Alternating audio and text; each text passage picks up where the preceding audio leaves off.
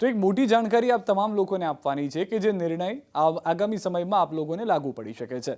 જે ટાઇટલ છે તે પ્રમાણે આપ જોઈએ તો એલપીજીથી પીએનજી તરફ પ્રયાણ કરવાનો સમય આવી ગયો છે. એની સાથે સ્પષ્ટતા પણ કરી દઈએ કે કોઈ અફવામાં ના આવતા કે એલપીજી ઘટી ગયા છે અથવા તો એલપીજીના બાટલા નથી મળતા એટલે આ નિર્ણય કરવામાં આવ્યો છે.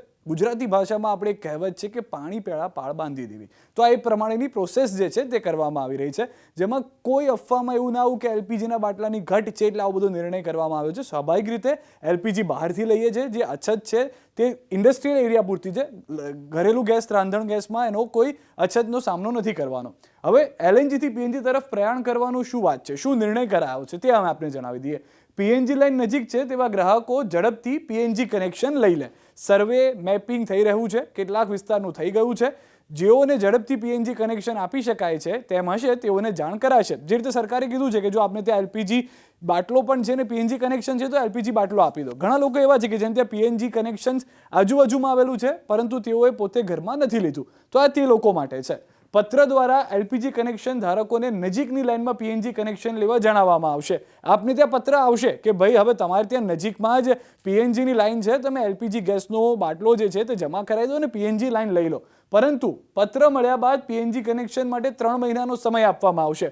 બધા લોકોએ આવું કરવાનું છે તેવું નથી. આપને ત્યાં જો પત્ર આવે છે તો જ આપે આ પ્રોસેસ કરવાની છે, અને જો આપને ત્યાં પત્ર આવે છે તો એના 3 મહિના પછી અથવા તો 3 મહિનાનો તમારી પાસે સમય છે કે જેમાં તમે પીએનજી કનેક્શન લઈ શકો છો. પરંતુ હજી ફરી એક વખત કહી રહ્યો છું કે કોઈ અફવામાં ના આવતા કે આ જે વિડીયો જોયો એલપીજીના બાટલા ઘટી ગયા લાઈન લગાવી દો, તેવું કશું જ નથી કરવાનું. 3 મહિનામાં અરજી નહીં કરે તેઓને એલપીજીનો પુરવઠો બંધ થઈ જશે. જો આપને ત્યાં પત્ર આવ્યો છે, આપને ત્યાં પત્ર આવ્યા બાદ 3 મહિનાનો સમય આપને મળે છે, પછી પણ જો તમે પીએનજી કનેક્શન નથી લેતા તો જ માત્ર તમારે ત્યાં ગેસનો બાટલો આવતો બંધ થશે. ત્યાં સુધી બંધ નહીં થાય ત્યાં સુધી ગેસનો બાટલો રાબેતા મુજબ જે રીતે અત્યારે આપ લઈ રહ્યા છો તે રીતે આપને મળતો રહેશે. ટેકનિકલ રીતે પીએનજી લેવું શક્ય ન હોય તો એનઓસી આપવું પડશે. કદાચ તમારે ત્યાં પત્ર આવી ગયો કે ભાઈ પીએનજી લેવાનું છે પણ ટેકનિકલી શક્ય નથી બનતું કોઈને કોઈ કારણોસર, તો તમારે એવું ચિંતા કરવાની જરૂર નથી કે હવે અમે શું કરીશું, 3 મહિનામાં તો બાટલો બંધ થઈ જશે. ફક્ત તમારે એક એનઓસી લેવાનું છે અને જમા કરાવી દેવાનું છે, તો તમારા એલપીજીના બાટલા જે આવે છે ઘરે એ યથાવત રહેશે. અફવાઓમાં ના આવતા કે ગેસમાં બાટલા પતી ગયા છે એટલે આવું બધી પ્રોસેસ શરૂ કરાઈ છે. જ્યારે ટેકનિકલ આખી પ્રોસેસ પતી ગયા બાદ જે પીએનજી મળ્યો છે, જે જોરદાર આવકાર છે. પીએનજીને જે અત્યારના લોકો આપી રહ્યા છે, જે કહી રહ્યા છે કે પીએનજી કનેક્શન લઈએ, એવું કેમ થઈ રહ્યું છે? કારણ કે લોકોને ખબર પડી ગઈ કે પીએનજી અત્યારના જો મળી રહ્યું છે તો તેના ઉપર જવું જરૂરી છે. અંદાજે 60 લાખ એલપીજી ગ્રાહકોના ઘર નજીક પીએનજી પાઇપ નેટવર્ક છે તેવું સર્વે જે કરવામાં આવી રહ્યો છે તેમાં જાણવા મળી રહ્યું છે. આખા દેશની અંદરની વાત છે.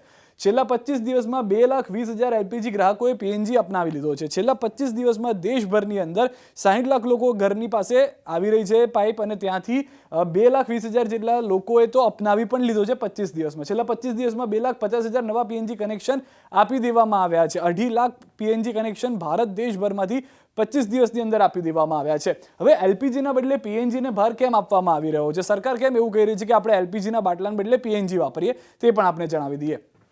સૌથી પહેલા તો શું દેશમાં પીએનજી ખૂટે એમ નથી? એ સવાલ આપને પણ થશે કે ભાઈ એલપીજી ખૂટે એમ છે તો પીએનજી નથી ખૂટે એમ? તો આયાત પર વધુ નિર્ભરતા છે એલપીજીમાં, જ્યારે પીએનજીમાં શું છે કે આયાત પર પ્રમાણમાં નિર્ભરતા ખૂબ જ ઓછી છે. અત્યારના જે પરિસ્થિતિ થઈ ભવિષ્યમાં એવી થાય તો એલપીજીમાં ઇસ્યુ થઈ શકે, પીએનજીમાં તેવો ઇસ્યુ થવાની શક્યતા ખૂબ ઓછી છે. 60% આયાત પર નિર્ભરતા છે એલપીજીમાં, જ્યારે 52% એલએનજી આયાત કરી તેમાંથી ઘર આંગણે ઉત્પાદન કરવામાં આવે છે ભારતમાં. આયાતનો 90% હોર્મુઝનો માર્ગ છે એલપીજીમાં, જે અત્યારે ઇસ્યુ કરી રહ્યો છે. આયાતનો 60% માર્ગ હોર્મુઝનો છે. 33 કરોડથી વધુ પરિવારો વપરાશ કરતા છે, જ્યારે પીએનજીમાં 1.3 કરોડ પરિવાર વપરાશ કરતા છે. ઉત્પાદનમાં વધુ સમય અને ખર્ચ લાગે છે એલપીજીમાં, જ્યારે પીએનજીમાં ઉત્પાદન પ્રમાણમાં ખર્ચ અને સમયની બચત બંને થઈ રહી છે. ઘરે ઘરે પહોંચાડવામાં સમય અને ખર્ચ વધુ છે. એલપીજીમાં તમારે લાઇનમાં ઊભા રહેવું પડે છે, બાટલો આવે ન આવે બધી વાતો તમે જે જોતા હશો અથવા તમારે ત્યાં જોવા મળતી હશે. ઘરે ઘરે પહોંચાડવામાં પ્રમાણમાં ખર્ચ અને સમય ઓછો છે ને અહીંયા આગળ પીએનજીમાં એવું છે કે જેવો કોક ચાલુ કર્યો પીએનજી તમારે ત્યાં આગળ આવી જાય છે. અને સરકારની નિર્ભરતા જે છે તે આયાત ઉપર પીએનજીમાં ઓછી છે, એલપીજીમાં વધારે છે, જે એક કારણ છે. પરંતુ ફરી એક વખત કહી રહ્યો છું, હજી અફવાઓમાં આવવાની જરૂર નથી કે આ જે વિડીયો અમે આપને બતાવ્યો, આ જે સમાચાર આપને બતાવ્યા તો આજના જે એલપીજીના બાટલા બંધ થઈ જશે, લાઈન લગાવો પીએનજીને ત્યાં. જો પત્ર આવે છે તો 3 મહિનાનો સમય મળશે. હવે શું છે એલએનજીના કયા સેક્ટરમાં ઉપયોગ સૌથી વધુ છે, કયા સેક્ટરની અંદર? તો આપને ખ્યાલ હશે કે સીએનજી પીએનજી બનાવવામાં પણ એલએનજીનો જ ઉપયોગ થતો હોય છે. પરંતુ એલએનજીનો સૌથી વધુ ઉપયોગ ક્યાં થાય છે? તો ખાતરમાં 30% જેટલો ઉપયોગ થાય છે. સીએનજી પીએનજીમાં કેટલો થાય છે? તો 24% જેટલો ઉપયોગ થાય છે.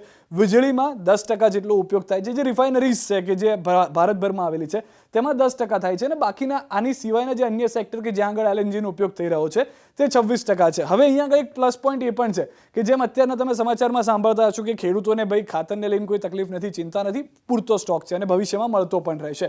તો શક્ય છે કે કાલે ઉઠીને એવું થયું કે ભાઈ અહીંયા સીએનજી પીએનજીના વપરાશકર્તાઓ વધી જાય છે, તો આ 30%ના બદલે સરકાર પ્રયાસ કરી શકે છે કે આને 25% કરો, આને 29% કરી દો, અથવા તો જે રીતે અન્ય સેક્ટરમાં 26% છે તો ત્યાંથી ઓછું કરી શકે છે. પરંતુ આ જુઓ ને તોની વાત છે. એટલે એવું નથી કે એલપીજીની અછત થઈ જવાની છે, એલપીજીને લઈને હવે બાટલાઓ મળતા બંધ થઈ જશે, સંગ્રહખોરી કરો, કાળાબજારી કરો. આ સરકાર પાણી પહેલા પાળ બાંધી રહી છે, જેના કારણે કહેવામાં આવ્યું છે કે ભાઈ દેશમાં 60 લાખ લોકો એવા છે કે જેને ત્યાં આગળ પીએનજી કનેક્શન શક્ય છે, તો તેઓ લેવાની પ્રયાસ કરે. આપને ત્યાં જો પત્ર આવે છે તો આપે આ પ્રયાસ કરવાનો છે. આ પત્ર આવ્યા બાદ પણ આપને 3 મહિનાનો સમય મળશે, અને 3 મહિનાના સમયમાં જો ટેકનિકલી શક્ય નથી તો તમે એનઓસી પણ જમા કરાવી શકો છો.